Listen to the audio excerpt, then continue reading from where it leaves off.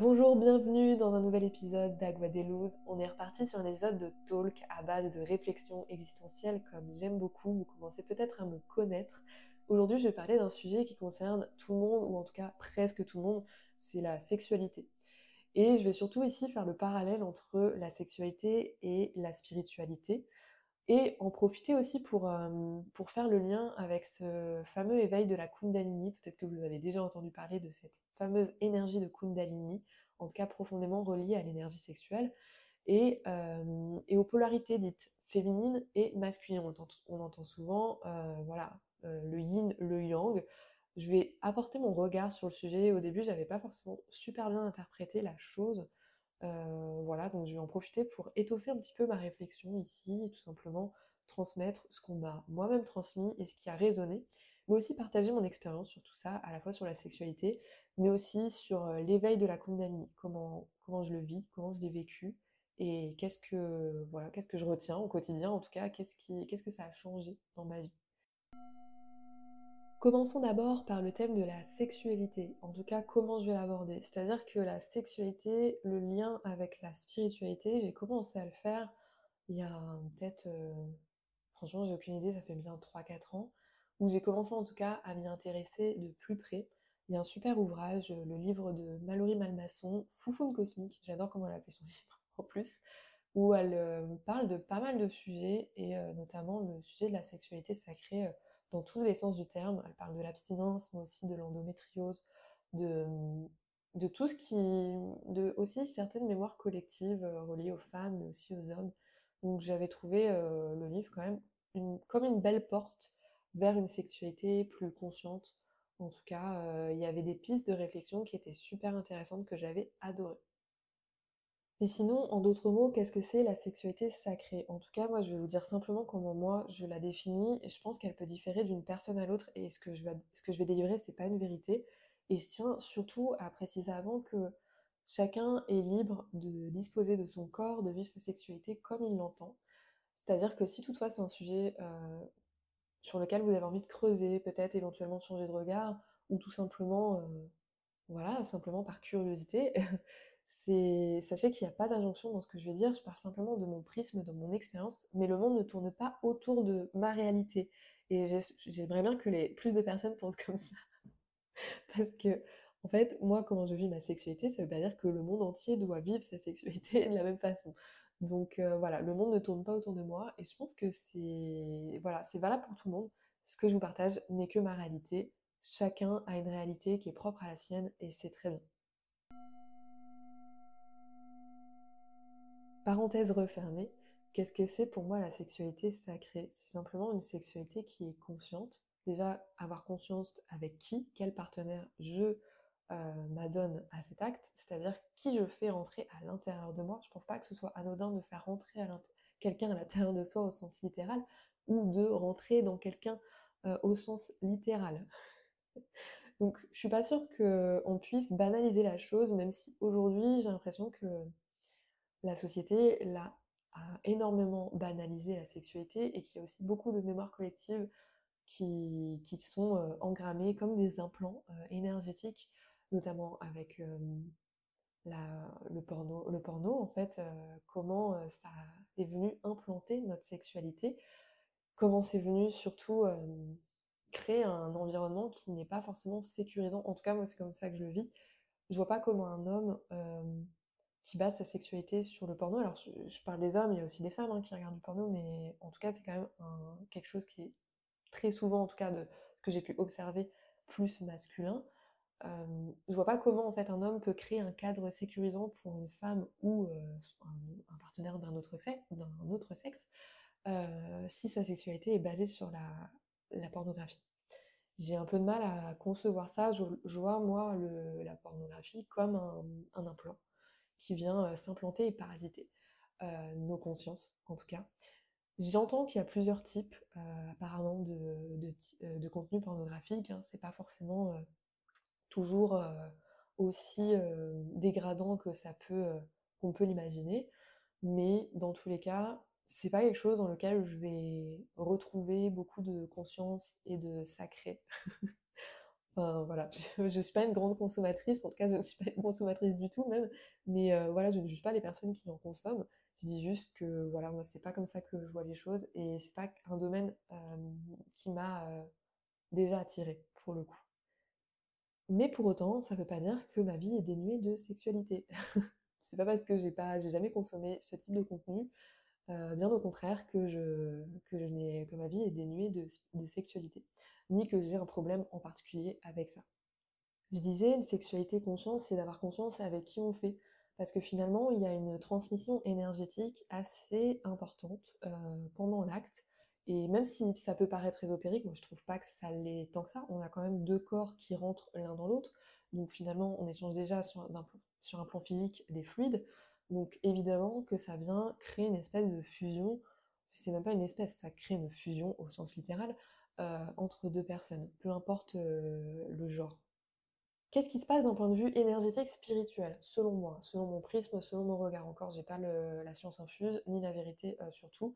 Mais qu'est-ce qui se passe, moi, de mon point de vue? C'est-à-dire, c'est comme si mon partenaire branchait une clé USB sur moi, et inversement, c'est comme si je branchais ma clé USB sur lui, et finalement, on va télécharger mutuellement les fichiers de l'un et l'autre. Donc, qu'est-ce qui se passe dans ces fichiers? C'est qu'il va y avoir une fusion. Donc, il peut y avoir des virus, en fait, finalement, dans ces clés USB, hein, bien sûr. Donc, voilà, c'est quand même bien de savoir avec qui on fait, même si on n'est pas, voilà, il y a une fusion à partir du moment où il y a un acte, il y a, il y a une fusion qui se crée et on ne peut pas échapper à tout, à recevoir les virus, mais on peut aussi recevoir vraiment des très belles choses et c'est aussi pour moi un outil d'ascension vibratoire. Quand la sexualité est pratiquée en conscience et qu'elle est pas dénuée de l'aspect sacré, parce que finalement, qu'est-ce que c'est la sexualité? C'est l'énergie de vie, c'est créer la vie. Donc il n'y a rien de plus sacré pour moi que cet acte, en tout cas. Donc, donc la sexualité, moi je la vis de façon consciente, c'est-à-dire que j'essaye d'être en tout cas le maximum présente à l'instant T, pas forcément de ritualiser, je vais pas nécessairement allumer des encens, des bougies, ça peut arriver, mais c'est pas forcément comme ça que c'est pas ça qui va sacraliser forcément la chose, hein, parce que la sexualité sacrée n'est pas dénuée de spontanéité, hein, bien sûr. Parfois dans certains ouvrages, j'ai pu en tout cas interpréter que ça manquait un peu de spontanéité. Voilà, on n'est pas forcément obligé de faire tout un cérémonial. On peut rester sur des choses très spontanées, très même primaires hein, parfois, et pour autant ça va être quand même sacré. L'énergie sexuelle, c'est une des énergies les plus hautes, en tout cas les plus intenses de l'être humain, de mon regard. Et donc finalement, pendant cet acte, ça va être l'éveil de cette énergie primordiale, cette énergie de vie.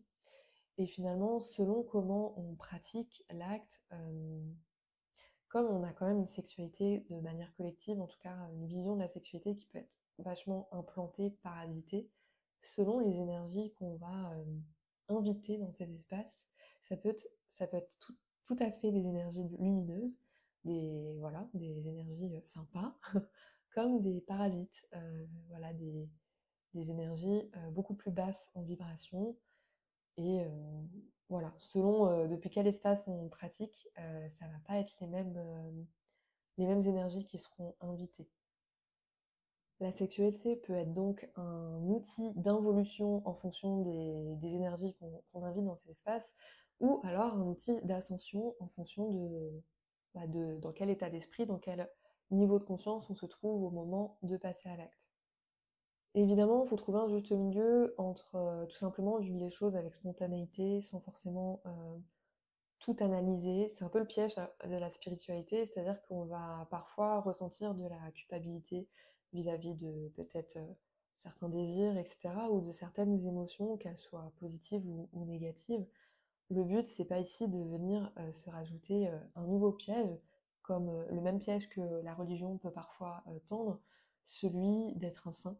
C'est-à-dire que en fait, d'être un saint et puis de toujours vouloir avoir des émotions hautes, positives. En fait, dans tous les cas, on fait de notre mieux pour pas se parasiter et s'auto-saboter avec des émotions de basse fréquence, mais ça n'empêche qu'elles existent et que, en fait, vaut mieux parfois être dans la conscience, l'acceptation de ressentir certaines émotions afin qu'elles nous traversent, plutôt que d'être dans le déni Le déni et on peut pas toujours, ressentir des émotions positives. Enfin, on peut tendre vers ça, hein, ça peut être notre top objectif parce que c'est ces mêmes émotions de basse fréquence qui vont créer des déséquilibres, bien sûr, mais il faut voilà, il y a un petit juste milieu pour moi entre le déni et vivre, ces émotions. Et donc c'est pareil pour la sexualité, je pense qu'il faut trouver ce juste milieu entre la spontanéité et vivre tout simplement le désir. C'est pas une mauvaise chose que d'explorer sa sensualité, son désir, bien au contraire. Dans certaines transmissions, notamment avec les enseignements d'Isis, la sensualité, l'énergie sexuelle n'est pas du tout quelque chose de réprimé, bien au contraire, ça va être un outil d'ascension pour atteindre un haut niveau de conscience. Dans tous les cas, c'est un outil d'évolution spirituelle. Donc on n'est pas forcément dans quelque chose qui est réprimé comme cela peut l'être dans certaines religions, par exemple.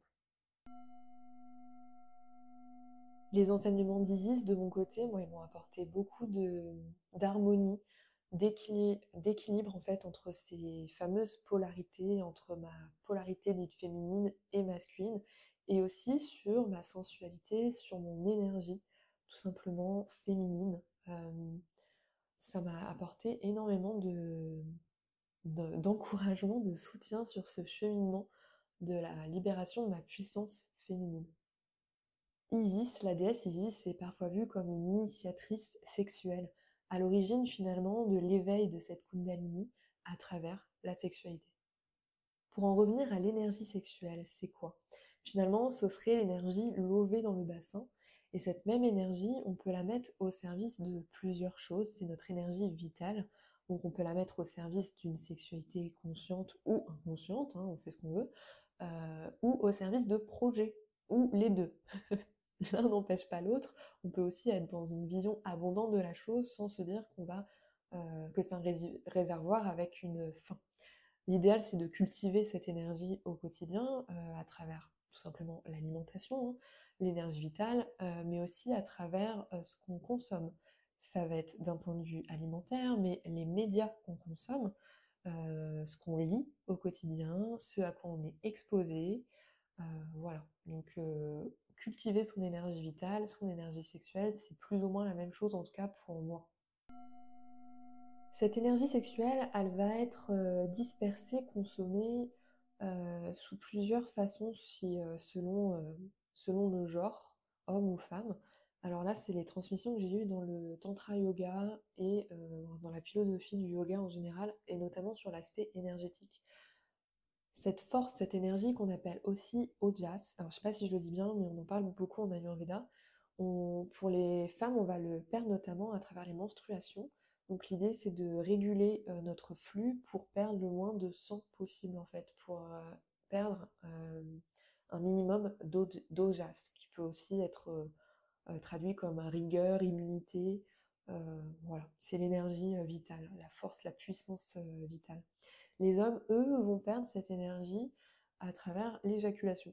Donc finalement, c'est pour ça qu'on va parfois parler dans le tantra yoga de, de comment on appelle ça, je sais plus, mais que quoi on retient la rétention séminale. Voilà, c'est exactement ça. On retient sa semence.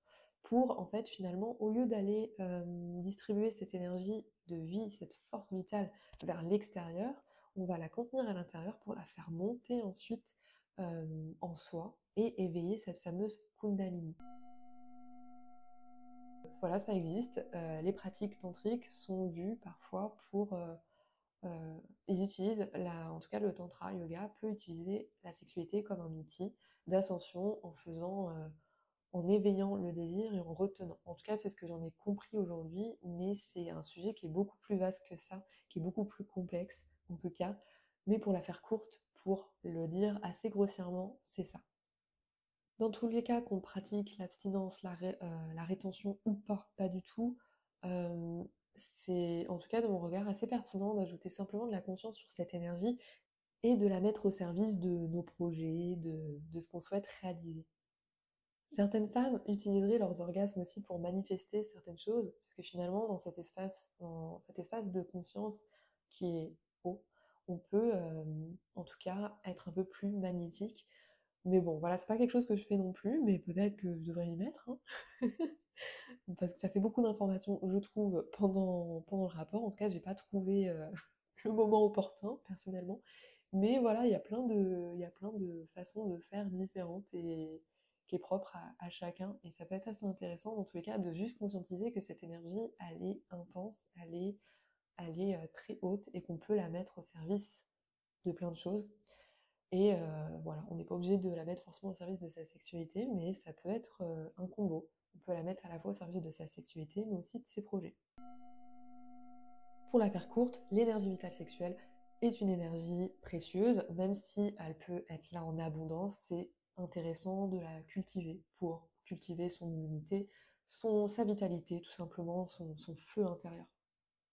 Je pense que finalement, c'est comme tout dans la vie, on peut faire quelque chose régulièrement si c'est fait en conscience. Voilà, c'est comme abuser d'un bon plat. Je pense que la sexualité, c'est pareil. Je pense qu'à un moment donné, il n'y a pas de mauvais aliments, c'est simplement la quantité qui va devenir bonne ou mauvaise.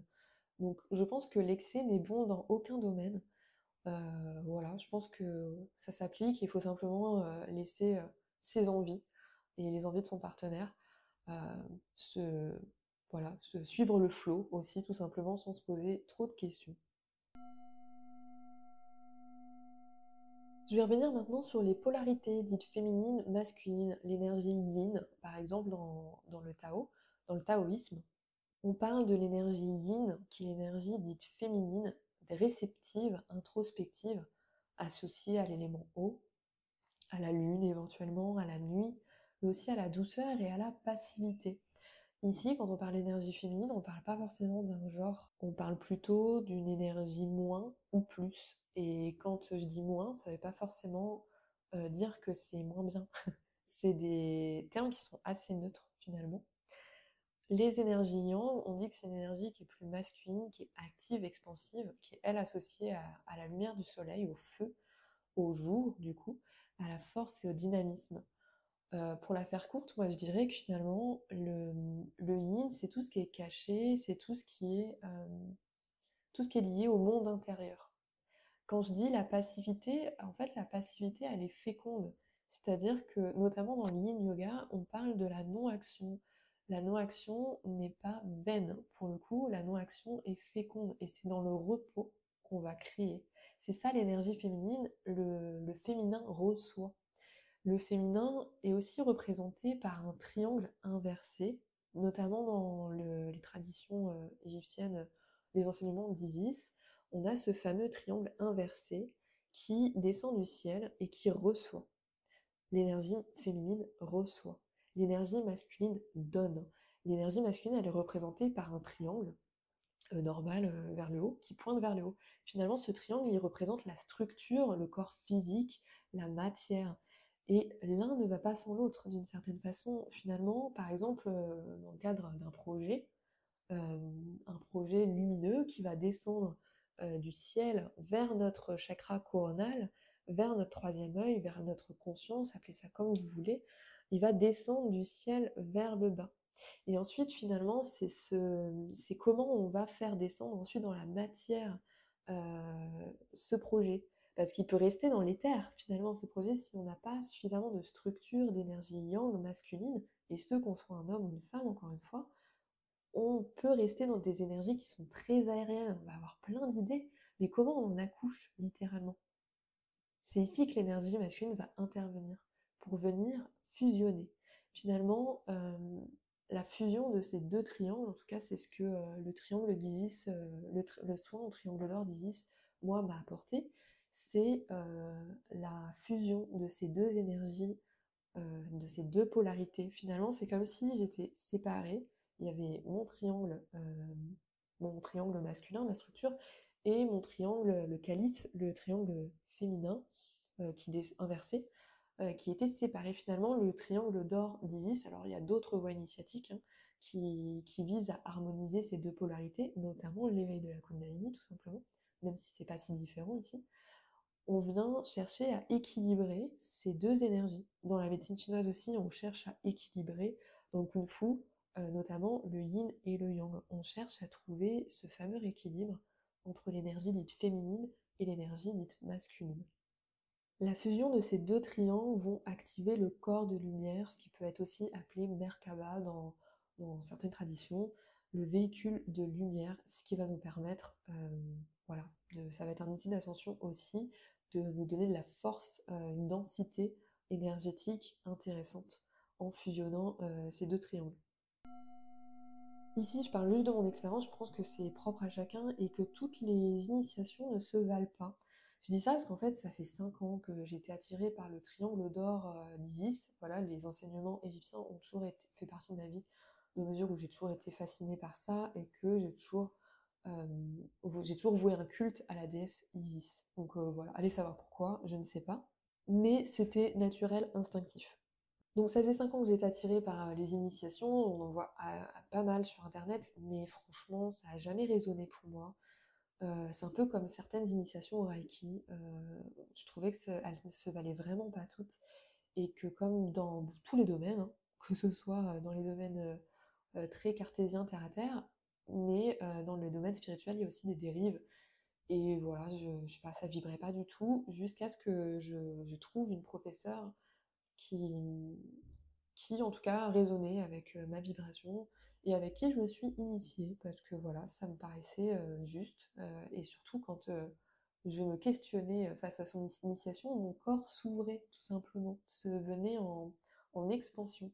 Et là, ça va être votre meilleur indicateur, c'est comment votre corps réagit face à quelqu'un ou notamment une formation, ou enfin, peu importe, n'importe quelle situation, votre corps, c'est un super indicateur, c'est-à-dire que quand vous ne sentez pas quelque chose, votre corps se rétracte. Quand quelque chose est bon pour vous, il s'ouvre, tout simplement. Et il n'y a pas besoin d'être médium, ni d'avoir une intuition très développée, mais simplement une observation et une confiance dans son corps, mais ayez confiance en votre corps et en ce qu'il vous dit. Et donc, c'est mon corps qui s'est ouvert quand j'ai vu son initiation, elle, après 5 ans, en me disant que j'allais jamais faire cette initiation, elle m'appelait, mais bon, voilà. Après, ça, ma vie a continué, hein, je me suis pas posé cette question tous les jours, à vrai dire. Mais du coup, pour avoir fait cette initiation avec elle, bah, ça m'a vraiment permis de trouver l'équilibre. Alors, ça n'a pas résolu tous les problèmes de ma vie, hein. Mais j'ai senti une unification qui était super intéressante ensuite pour mes projets. En tout cas, notamment par la suite, j'ai directement enclenché ma formation sur la sonothérapie, les sons sacrés, et ça a été super fluide. Tout s'est aligné finalement d'une certaine façon. C'est comme si c'était descendu du ciel vers enfin la matière. J'ai enfin accouché de mon projet, parce que ça fait quand même depuis quelques mois que j'étais dessus. Mais c'est quelque chose qui s'entretient, hein. Je dis pas que l'initiation, ça a changé ma vie, et que, en fait, je dis pas que j'ai intégré tous ces enseignements en une seule initiation. Je pense que l'initiation, ça s'intègre sur plusieurs jours et qu'il faut de temps en temps refaire cette initiation. C'est comme un soin énergétique finalement qu'on va faire chez quelqu'un. Moi je le vois comme ça, hein, l'initiation triangle d'or 10, c'est surtout un soin énergétique. Voilà, le premier ça peut être vraiment très... ça va débloquer plein de choses, mais il faut s'entretenir. C'est comme quand on fait le ménage chez soi, c'est pareil. À un moment donné, le ménage, on va faire un grand ménage de printemps, mais il faudra quand même entretenir.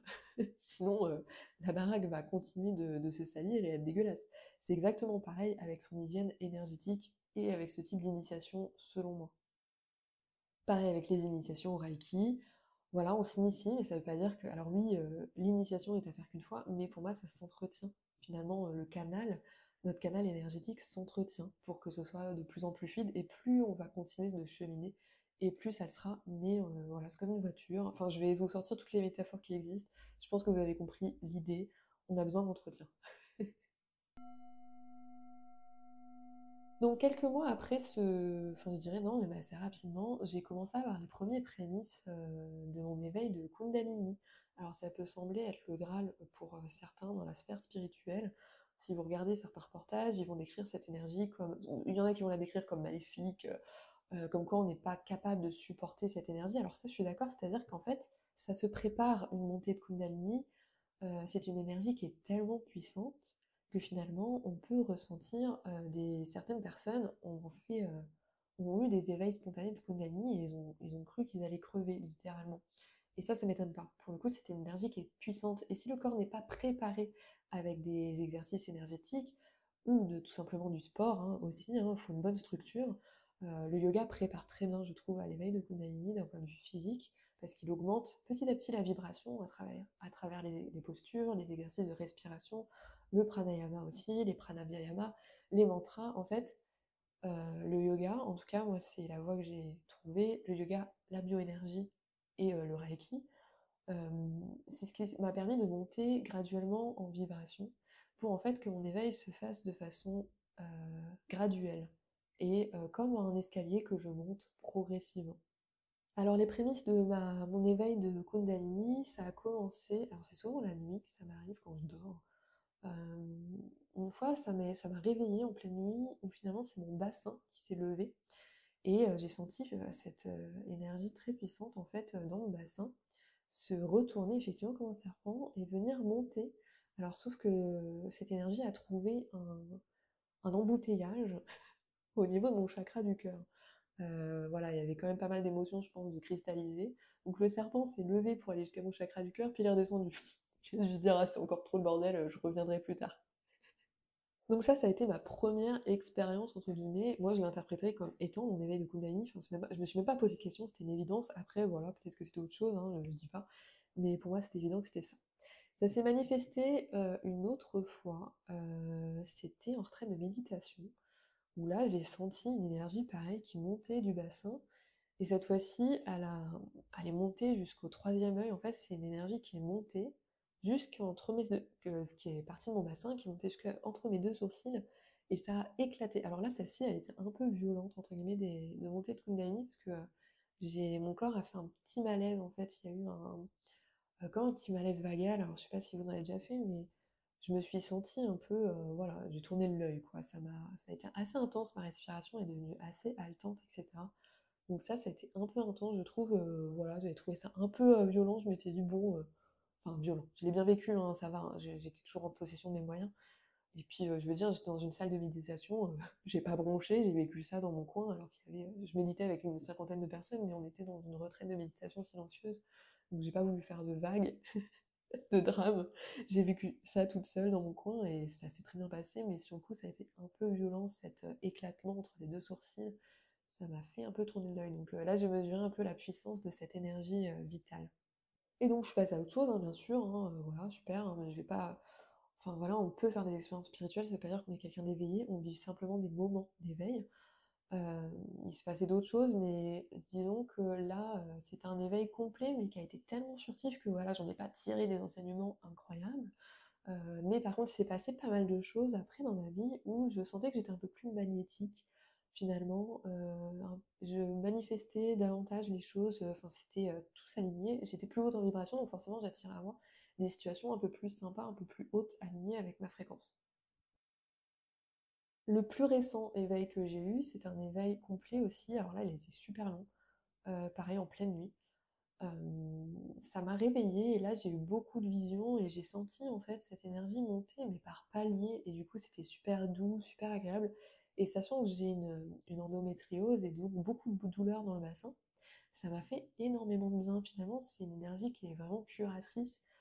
Franchement c'est un des meilleurs soins énergétiques qui peut exister je pense. L'éveil de sa propre Kundalini, ça vaut 1000 soins énergétiques.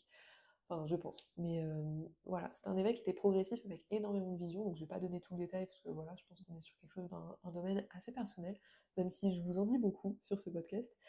Voilà, c'était un éveil qui était intéressant. Après, ça, voilà, ma vie ne s'est pas transformée pour autant. Euh, Là, je dirais même que ça a été l'inverse, c'est-à-dire que, enfin si, elle s'est transformée ma vie, mais pas dans le bon sens. Depuis cet ultime éveil qui a été complet et long et avec plein de visions, de compréhension, bah au final, depuis ma vie, tout s'effondre. Mais enfin, c'est désagréable, hein, mais en fait, je pense que c'est multifactoriel, hein, c'est pas juste lié à l'éveil, mais il y a beaucoup de choses qui s'effondrent, c'est comme si tout ce qui n'est plus aligné avec ce que je suis censée servir, avec qui je suis, je parlais d'authenticité d'ailleurs dans le premier podcast de l'année, finalement, c'est comme si tout s'effondrait et c'est un peu violent. Finalement, le chemin spirituel, c'est ça, hein, c'est pas, Bah, c'est pas le monde des bisounours en fait, c'est justement c'est exigeant. Parfois je me dis que, bah, j'étais mieux, quand j'étais, dans une vie entre guillemets, très cartésienne, enfin j'ai jamais été vraiment cartésienne, mais je disais, disons que j'étais pas sur un chemin d'éveil et voilà, je cherchais pas forcément à enfin, j'ai toujours eu cette curiosité, mais voilà, j'avais pas de les mêmes pratiques aujourd'hui. Donc ma vie était plus simple dans un certain sens, mais c'est comme si j'étais endormie et endolorie. Et aujourd'hui, c'est trop tard, tu peux plus revenir en arrière avec la conscience que j'ai aujourd'hui des choses. Et puis tout simplement avec les énergies qui sont totalement différentes en 2025 que en 2020, quand j'étais encore, enfin je dirais même avant ça, donc plutôt en 2018. J'ai commencé finalement le yoga en 2017. Donc je dirais avant 2017. euh, voilà, 2017 n'a pas du tout la même fréquence que 2025. Donc je pense qu'aujourd'hui, les énergies ne nous permettent plus autant le déni qu'en 2017. Et ça, c'est pour tout le monde. Et je pense que si tout le monde vit autant de tempêtes intérieures, c'est justement parce que voilà, les temps changent et nous proposent autre chose. Bref, l'énergie de Kundalini est un super outil d'ascension.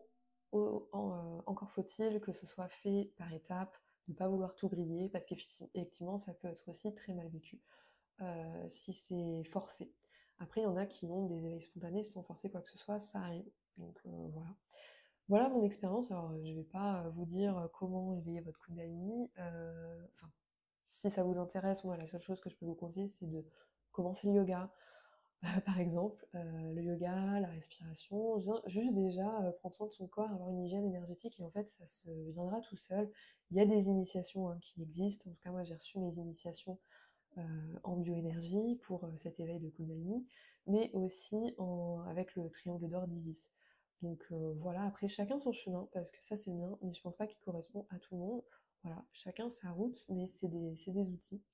Moi de mon côté, je suis encore en train de peaufiner ma transmission sur les sons sacrés, et dans cette transmission, il y aura aussi la possibilité de s'initier au triangle d'or d'Isis.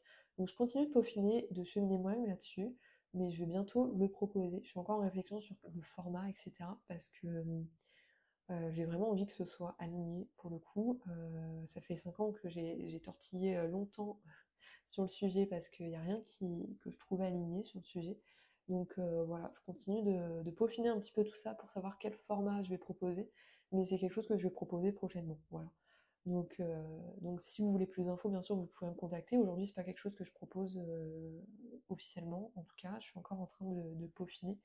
Mais voilà, si vous avez juste envie d'échanger sur le sujet, ou que je vous recommande la personne qui m'a initiée, c'est possible aussi. Voilà, donc en tout cas, je vous mets les liens dans la description concernant la transmission sur les sons sacrés. On aborde tout ça. Et dedans, dans le niveau 1, ça vous donne aussi accès. Alors même si là aujourd'hui il n'est pas terminé à l'heure actuelle, il le sera le prochain mois. Il y aura l'initiation au triangle d'or d'Isis qui sera proposée.